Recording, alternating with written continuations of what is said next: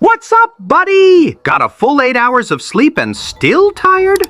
Guess who's the problem? You. Yeah, you, with that overworked mind that refuses to shut up.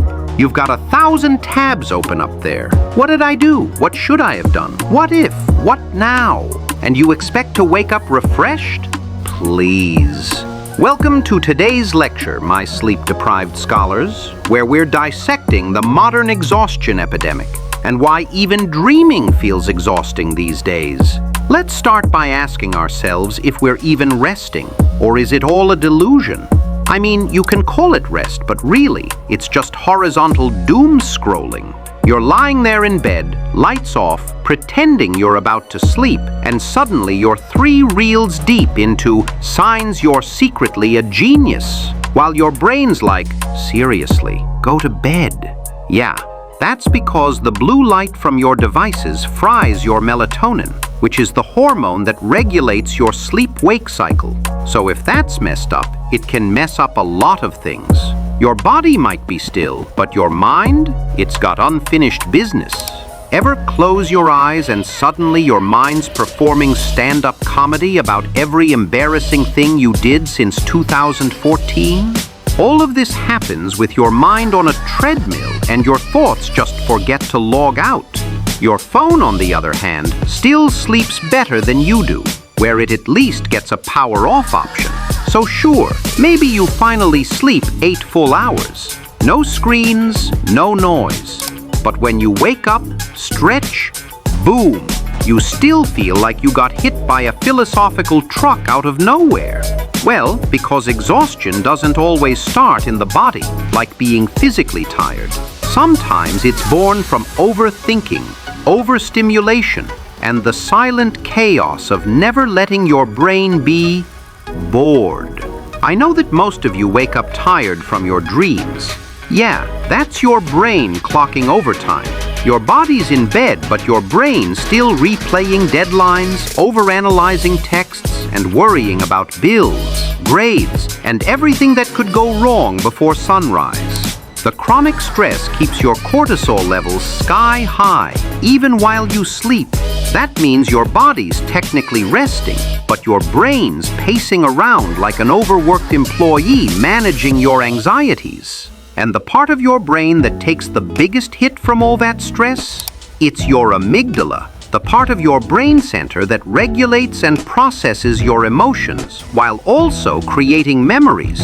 The amygdala also runs on its own internal clock, a circadian rhythm powered by molecular gears that sync with the body's master timekeeper, the suprachiasmatic nucleus, or SEN if you like to sound fancy. But it somehow never gets the memo that the day is over. So instead of deep, healing sleep, you get shallow, restless naps disguised as 8 hours. And the best part? You wake up feeling like you didn't sleep at all, because hormonally speaking, you didn't. And it's not even insomnia, it's your anxiety on a late-night shift.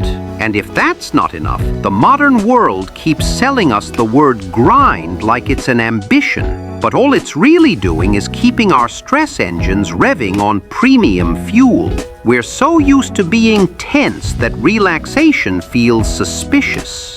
But what if your exhaustion isn't from what you do? Instead, it's from what you can't stop yourself from doing, thinking, worrying, and performing, even in your dreams. Yeah, that's stress at its peak. It simply deep fries your brain, at least enough to stop it from functioning. However, if stress doesn't get to you, trust me, something else will. And that would be your dopamine, which keeps the reward system of your brain on a never-ending marathon. Talking about dopamine, let's first think if you have ever noticed how sometimes the silence surrounding you suddenly feels louder than a crowd. Like, if there's no sound, your brain starts doubting itself? That's not anxiety, that's withdrawal. See, your brain's dopamine system is like a fire alarm that never stops ringing. Every ping, every scroll, every next episode in 5 seconds, that's your neurons doing jumping jacks for cheap pleasure. We've trained our brains to expect a hit every 10 seconds. So when things get quiet, when life isn't flashing and buzzing, your brain thinks something's wrong. And for the people who keep saying you can't enjoy silence anymore, that it doesn't come with background music and jump cuts, what actually happens to you is the total opposite, because the more you chase dopamine, the less you feel it. Your baseline drops, your reward system dulls, and suddenly everything feels exhausting. As a result, even though the videos get louder, your laughs get shorter in no time, and the motivation evaporates into thin air. You're not lazy, you're just overstimulated and under-rested. You've been teaching your brain that peace is boring, so now it panics when nothing's happening.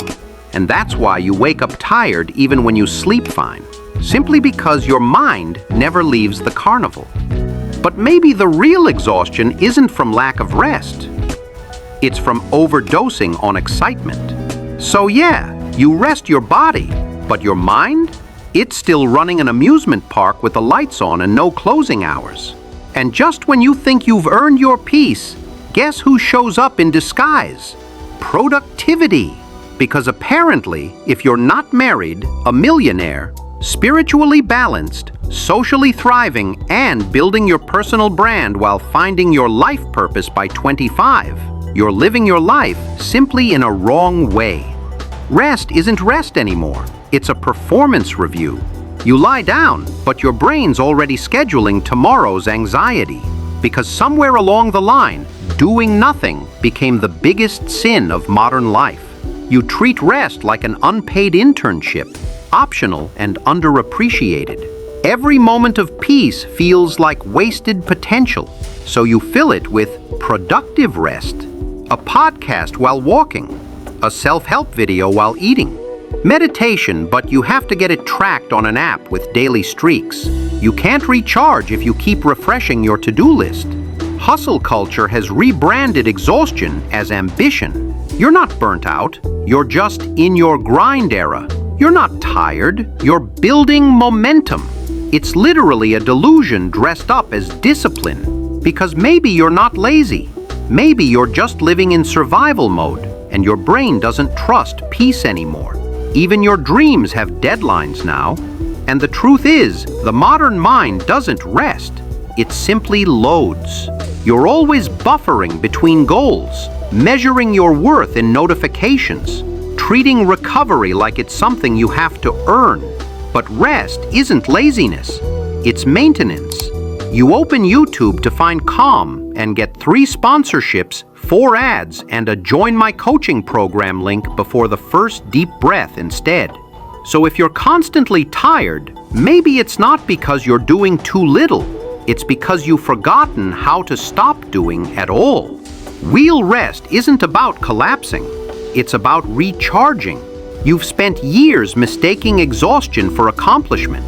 So now when silence hits, it feels wrong. But rest isn't a nap.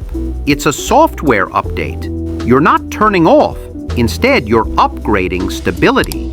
For years, we've been running our minds like old laptops with lots of apps open. Notifications, noise, nonsense, all eating your bandwidth. So you don't need a stronger Wi-Fi signal.